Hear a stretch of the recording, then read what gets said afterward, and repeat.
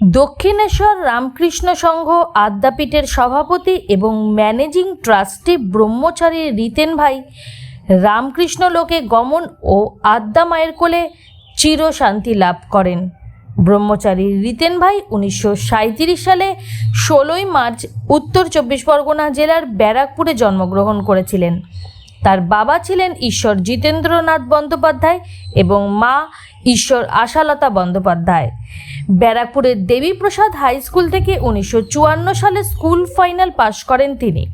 1956 সালে বঙ্গবাসী কলেজ থেকে আইএ পাশ করেন এবং 1960 সালে স্নাতক হন।